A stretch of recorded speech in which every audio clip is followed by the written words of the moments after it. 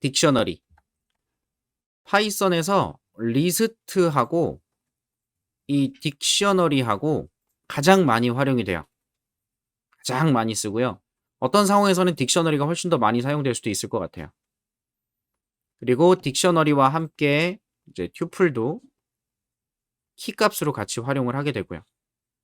셋은 앞에서 보신 것처럼 중복 관련된 처리, 집합 연산 이런 것들이 필요할 때 활용한다고 보시면 됩니다. 그래서 딕셔너리 중요하니까 정리 잘 해두시고, 파이썬의 딕셔너리는 사전이라고 번역이 되는데 우리가 알고 있는 그 백과사전, 국어사전, 영어사전 이런 것처럼 사전의 특징은 단어가 있고 뜻이 있고 이런 식의 특징으로 데이터들이 저장돼 있어요. 사전은 다 그래요. 그래서 파이썬 딕셔너리를 사전이라고 하는 것, 그리고 딕셔너리라고 표현하는 것 자체가 키와 밸류를 쌍으로 저장을 합니다. 이걸 자바 같은 프로그래밍 언어에서는 맵이라고 표현을 하기도 해요. 개념이 같아요. 그래서 키, 밸류, 쌍으로 저장하는 얘도 가변적이라고 하죠. 튜플만 제외하고는 다 값의 수정이 가능하고요. 얘도 중괄호를 이용합니다. set과 다른 점은 콜론으로 키와 값을 구분해서 하나의 아이템을 표시하고, 그 다음에 각각의 쌍들이 여러 개 들어가거든요. 걔네들을 콤마로 구분하는 거예요. 그래서 생성하고 초기화하는 예시를 보시면 빈 딕셔너리를 생성하겠다라고 했을 때 이렇게 쓰고 있죠. set은 set 함수를 이용해서 만든다라고 되어 있었고요. 이게 특수문자가 겹치니까 나눠둔 거라고 보시면 되겠고요.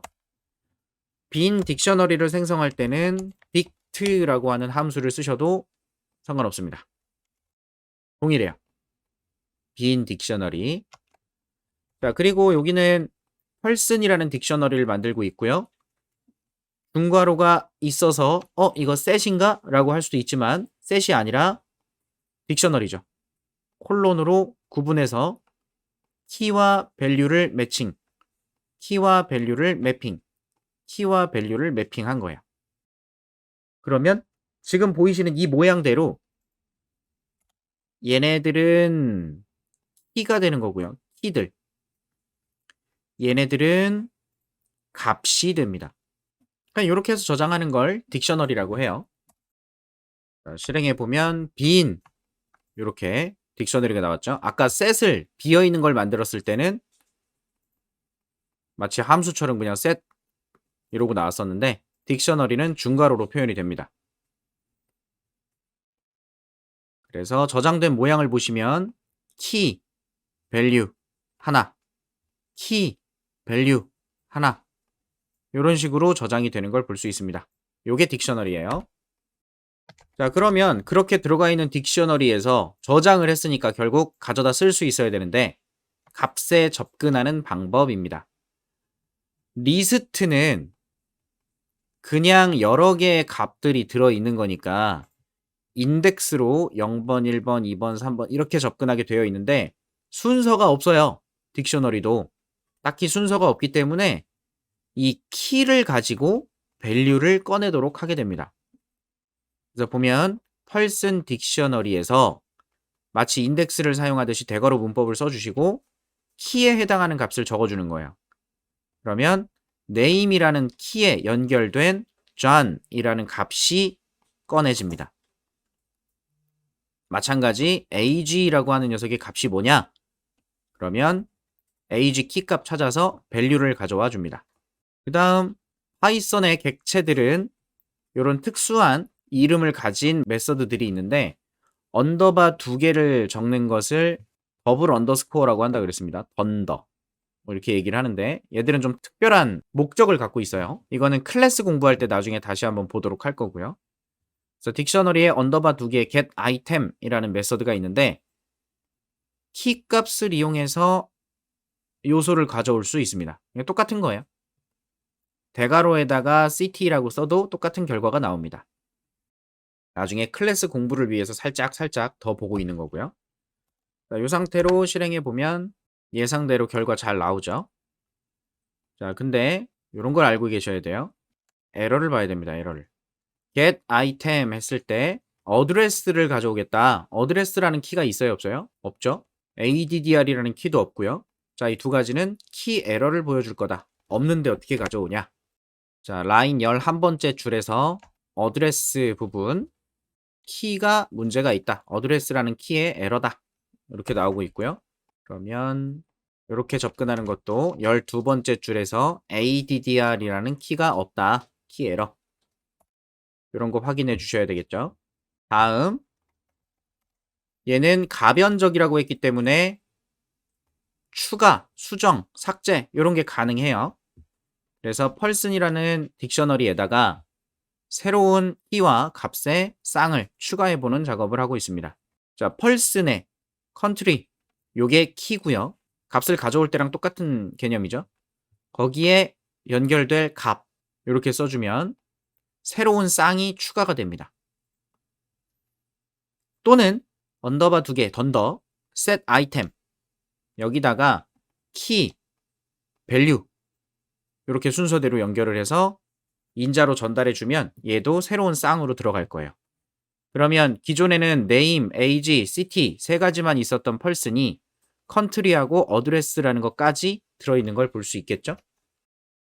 이렇게 country는 USA, address는 서울 뭐 이런 식으로. 다음 제거. 자, 요런 키워드가 있어요. del 하고 나서 뒤에다가 어떤 걸 선택하게 되면 이것을 메모리에서 제거해 줍니다. 지금 펄슨의 ag라고 썼으니까 요 ag라고 하는 녀석 키와 밸류 값을 메모리에서 아예 제거시킬 거예요. 이게 딕셔너리가요. 실제로 생성이 되면 이런 상상 해보시면 돼요. 펄슨이 있다. 펄슨이 참조하는 곳이 딕셔너리 타입의 객체인데 여기에는 키 목록과 밸류 목록이 따로 있어요. 그래서 얘가 name, 얘가 age, 얘가 city. 그리고 요거랑 각각 매치가 될 수 있는 밸류가 따로 또 저장이 됩니다. 전 30 뉴욕. 그럼 여기서 age에 해당하는 키, 밸류 요걸 제거하겠다 그러면 요게 없어지는 거예요. 메모리상에서. 지금은 제가 리스트처럼 그렸지만 얘들도 사실은 따로따로 해서 두 개만 남겠죠. 요거 자체가 사라지는 거니까. 파이썬 인터프리터가 프로그램을 동작시킬 때 메모리를 관리하는 방식이 내부적으로 복잡하게 또 있습니다. 그래서 del이라고 하는 녀석을 쓰면 아예 그 요소를 메모리상에서 삭제시키는 녀석이다 라고 생각해 주시면 되고요. 그리고 펄슨이 가지고 있는 del 아이템이라는 메서드를 이용하면 똑같은 결과를 나타내 주긴 해요. city라고 하는 것을 찾아서 지워달라. 그럼 city가 사라지게 되겠죠. 요거 지워달라라고 할 거니까. 같은 역할이고요. 그럼 마지막에 펄슨이라고 출력했을 때는 city까지 지웠으니까 얘도 없어집니다. 이렇게 나올 거예요. 확인. 이름만 남았죠. 나머지는 다 지워진 거고요. 요거랑 사실상 목적이 다르다라고 생각해 주시면 됩니다. 목적이 다르다. 이렇게 지워도 되고 저렇게 지워도 되는데 사실 목적은 달라요. del은 뒤에 오는 녀석 자체를 그냥 메모리상에서 제거합니다. 딕셔너리든 뭐든 상관이 없어요. 그냥 다 메모리에서 제거시켜버리는 목적을 갖고 있어요. 반면에 객체가 갖고 있는 del 아이템이라는 메서드는 너가 갖고 있는 걸 지워. 이런 얘기거든요. 너가 가지고 있는 것 중에 city라는 키에 해당하는 녀석을 지워가 되는 거라서 얘랑은 목적이 좀 달라요. 그런 거 생각해 보면 될 것 같습니다. A라는 사람이 스마트폰을 갖고 있고요. B라는 사람도 스마트폰을 갖고 있어요. C라는 사람도 스마트폰을 갖고 있어요. 자, 이렇게 됐을 때 A, B, C가 있는데 B의 스마트폰을 제거하고 싶어요. B의 스마트폰을 압수하고 싶습니다. 그러면 B한테 얘기해서 그 스마트폰 없애버려 라고 할 수도 있는 거죠. 그게 이거예요. 멤버가 갖고 있는 del 아이템을 호출하는 거. 반면에 del을 이용해서 어떤 요소를 지우겠다라는 거는 B한테 지우라는 얘기를 한 게 아니라 그냥 우리 지나가는 제3자 입장에서 그냥 지나가다가 그냥 이거 그냥 지워버리는 거예요. B의 의견과 상관없어요. 주체가 B가 아니야. 그냥 이렇게 쓱 봤는데 B의 스마트폰을 제거해야 돼. 그럼 그냥 여러분이 그냥 가서 제거해버리는 거예요. 이건 파이썬 인터프리터가 하는 일입니다. 요거는 펄슨한테 시키는 거고요. 너가 갖고 있는 자원을 어떻게 해? 이런 개념이 되는 거고. 그래서 결과적으로는 AG도 삭제되고 CT도 삭제되는 건 맞지만 이 둘 다 삭제되는 게 맞긴 하지만 이 용법은 조금 의미가 다르다라고 이해하고 계시면 될 것 같아요. 굳이 신경 안 쓰고 그냥 씁니다. 사실은 따지자면 조금 차이가 있다. 알아두시면 될 것 같고요. 딕셔너리의 길이를 확인할 때 얘도 렌을 사용하는데 길이는 이렇게 판단될 수밖에 없어요. 하나, 둘, 세 개인 겁니다. 이런 식으로 길이 확인. 자, 그리고 딕셔너리의 중요한 요소들, 중요한 함수들이 있는데 자, 이렇게 보죠. 딕셔너리에서 키만 가져오기, 값만 가져오기, 키, 값, 쌍으로 가져오기 이런 딕셔너리가 있고 키 목록만 꺼내 왔을 때 키 목록을 확인해 보고 있고요.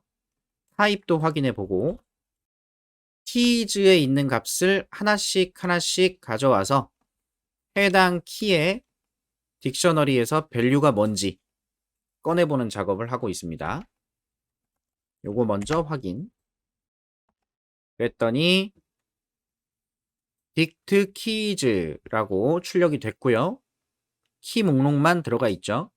얘는 타입이 클래스 중에서 딕트 키즈라고 하는 타입으로 들어있대요.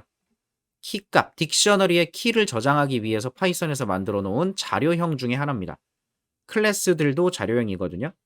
그래서 얘가 키 목록을 가지고 있고요. 그 녀석을 이용해서 키 목록 중에서 키 하나씩 꺼내서 반복을 해서 딕셔너리에 들어있는 밸류를 꺼내오는 작업을 해보고 있어요. 그래서 이렇게 모양을 잡았으니까 이런 모양의 결과를 얻어올 수가 있죠. 다음 밸류 가져오기. 요것도 타입이 어떻게 생겼는지 한번 확인하고 실행. 자, 두 번째 출력 결과를 보면 얘는 딕셔너리의 값을 저장하는 타입이다 라고 해서 역시 dict values라는 타입에 리스트가 저장되어 있다고 생각하시면 됩니다. 그래서 거기로부터 그 집합으로부터 값을 하나씩 꺼내서 출력시켜 보니까 값들만 이렇게 확인할 수가 있죠. 그리고 여기서는 키와 값을 쌍으로 가져온다. 얘도 타입을 좀 확인해 보고요. 그리고 이 아이템즈에서는 이런 것도 하고 있죠. 이게 딕셔너리 타입일 때는 이런 식의 표현이 가능해요. 우리 알죠 이거? 언패킹. 딕셔너리의 키와 밸류 쌍으로 이렇게 한 번에 받아서 처리할 수도 있습니다. 이렇게 보시면 얘는 또 dict items라고 하는 자료형이고 클래스 형태고 거기에 있는 값들을 이렇게 하나씩 요소를 언패킹해서 활용하고 있어요. 자, 애초에 이렇게 items라고 안 하고 이렇게 갖다 쓰시면 동일하게 사용할 수 있겠죠. 굳이 아이템즈를 따로 저장해서 어디다 쓰는 것보다 바로 적용해서 쓰실 수가 있겠습니다. 다음 예제예요. 딕셔너리를 활용하는 예제. 여러 학생들의 과목별 성적을 저장해 두고 평균을 계산해 보자. 그래서 그레이드 목록 각각의 학생들 이름이 키값이네요. 요게 키고 과목 하나의 점수 하나, 과목 하나의 점수 하나, 과목 하나의 점수 하나가 요게 밸류네요. 근데 그 안에 밸류가 키와 밸류로 또 이루어져 있는 거죠. 중첩이네요. 차원이 하나 더 들어가 있는 느낌. 그래서 평균 성적을 저장하기 위한 딕셔너리 하나 만들었다고 합니다.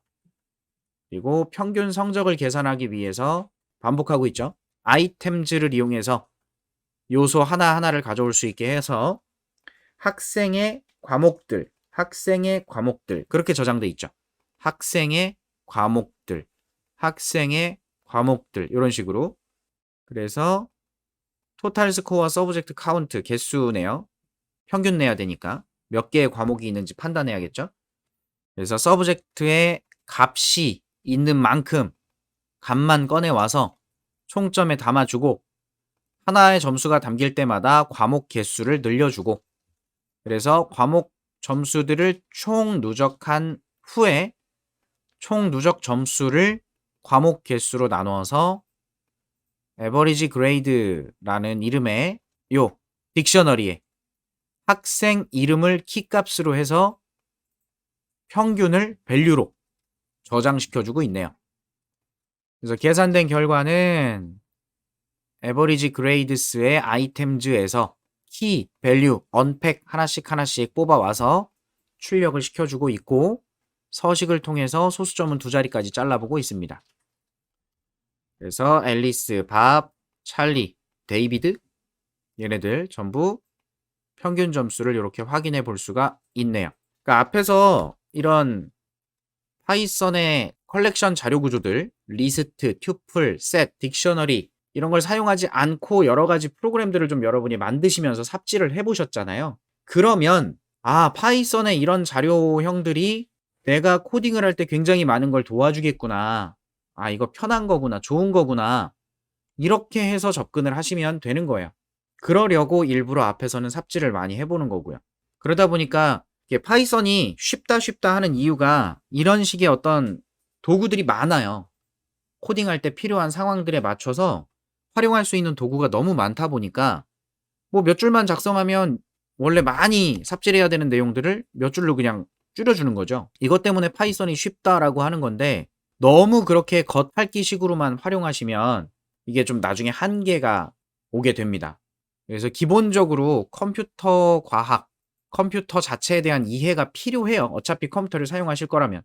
그러다 보니까 지금 제가 진행하고 있는 내용들은 조금 더 기초, 기반 요런 게 되는 지식들을 좀 쌓을 수 있게 삽질을 시켜드리고 있는 거고요. 어차피 개념 잘 정리되고 나면 나중에 그냥 쓰면 되긴 해요. 근데 처음부터 너무 쉽게 시작하는 게 마냥 좋은 것만은 아니다라고 생각을 해서 전 좀 이렇게 진행을 합니다. 차근차근 도구가 없을 때 사용하는 것도 해보고 그래서 도구가 추가되니까 그런 원리대로 얘들도 만들어져 있겠구나. 여러분이 삽질했던 내용들을 가지고 만든 게 결국 이런 기능들이니까요.